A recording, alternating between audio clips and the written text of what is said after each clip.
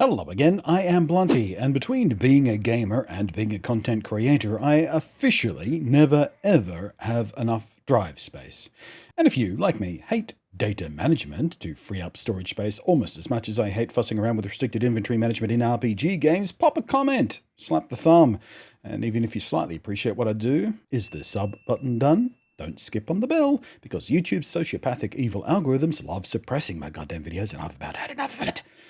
I'm begging for your help here. Please help. So, with today's bigger games, 4K textures, and the frankly pleasantly surprisingly great value of Game Pass, it's easier than ever, cheaper than ever, to gobble up your whole terabyte of inbuilt storage on your brand new Xbox Series X. Which, by the way, when you ignore the advertised storage space and take into account the essential operating system, it's really 800 gigabytes for game installs. And I am already halfway full, and I've had my Series X for less than a week. So, in comes expandable storage. Xbox teamed up with an industry leader in storage and the brand that makes the best and fastest external drive that I have ever had. Video about that linked in the down below and at the end of this video, of course.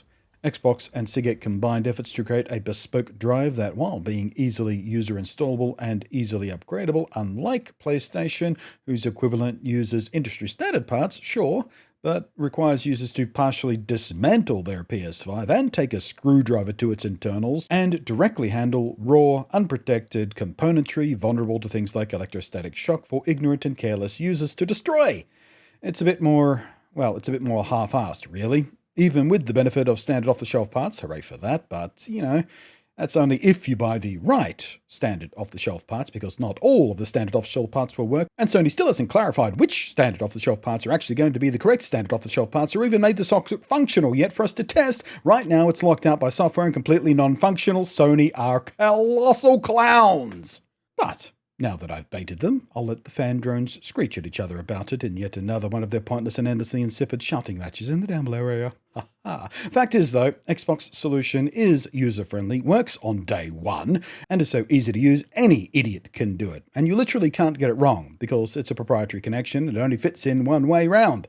Inside though, it is basically a standard top-of-the-line SSD hardware, same memory chips, same controller chip as you'll find in many M.2 SSD drives. And it's been designed and configured along with the data connection parts inside the machine itself to provide identical speed and performance as the internal drive.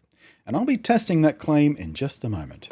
But it really is truly seamless expandability. Easy to use, seamless expandability that doesn't have cables anywhere, that doesn't have any kind of performance compromises, and you don't need a screwdriver to install it. Also, it's hot swappable, so even without shutting down the machine, you can switch out your game libraries where you get to the point where you want or need multiple expansion cards. I don't have two of them to test that functionality, but we're told it'll work, and, in theory it should work just fine. Right now, they come in just one size, 1 terabyte. But as the memory chips keep getting cheaper, I'm sure we'll see 2, maybe even 4 terabyte models arrive on the shelves in the coming years. We might even get a cheaper option in a 512 gigabyte version or something. But with all that established, let's talk about the important thing here. Speed. I did some testing with Watch Dogs Legion, big chunky open world game, and sure enough, it's identical. Well, almost identical. In fact, in my testing, there was some slight variance. I'm talking a second or maybe 3 seconds, but repeated tests showed it was very likely just some variance in the time it takes for the Ubisoft login to hook.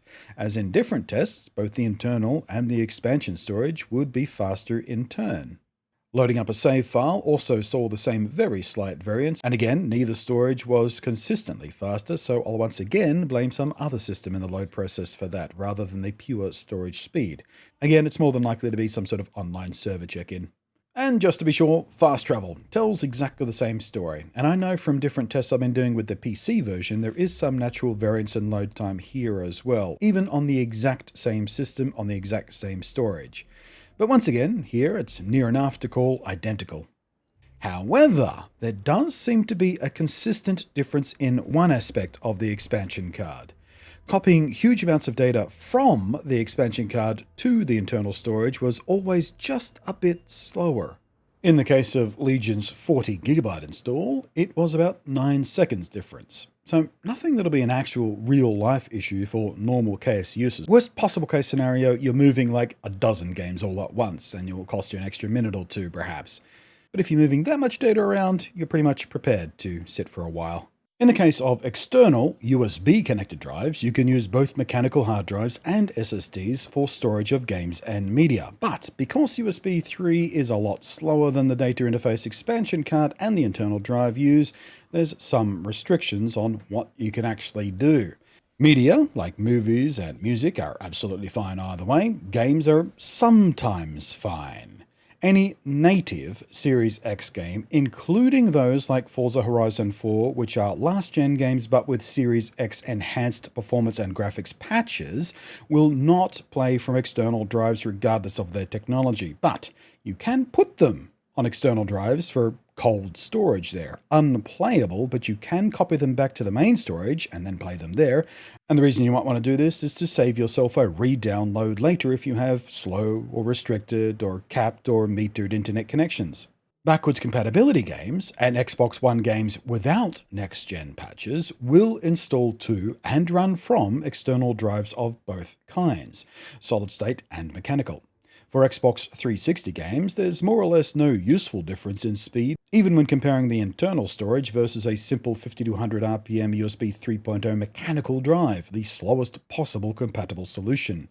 For Xbox One games, there is a bigger difference. An external SSD is near enough to identical performance for these last generation games to behave close enough to the same speed as internal storage as to not really be an issue. And while the slow mechanical disk of spinning Rust is noticeably slower, it's still within a window near enough that it's unlikely to be bothering most people or interfere with gameplay experience at all. And seeing as these games were designed to run off a slow-ass drive in the first place, I doubt whether there's much difference between this and true native performance anyway. At the end of the day, for simply storing your games to avoid large re-downloads, I'd keep an external drive around. Nice big chunky mechanical thing, they're pretty cheap these days. Copy time is going to be slow, but still faster than a fresh download for most people. But of course, you can't play current-gen games from these external drives, not even the fast SSD ones. So for expanding your actual active install space and 100% compatible, 100% useful, 100% speed identical with all games and apps, regardless of generation compatibility's sake, everything across the board that the Xbox One X is capable of, that's where investing in this thing happens. So, if you, like me, enjoy having a decently varied library of installed and instantly ready-to-play games, add one of these to your shopping carts. Or, given I'm making this video on the first day of December, maybe ask Santa. If that big fat reindeer enthusiast survived 2020, who knows at this point? Whew. Ending on a nihilistic joke about Santa. Beat that for Gen X cynicism. Oh, and if you're making a comment about the supposed heat issue, I already made a video debunking that idiotic crap many weeks ago and this stupid so-called self-proclaimed journalist that made it. That too will be linked below. Thank you all for watching. I am Blunty, and appreciation in the biggest possible way as I can muster with words and things coming from my brain out of my mouth to the patrons floating up above there. Their support is incredible. Thank you very much.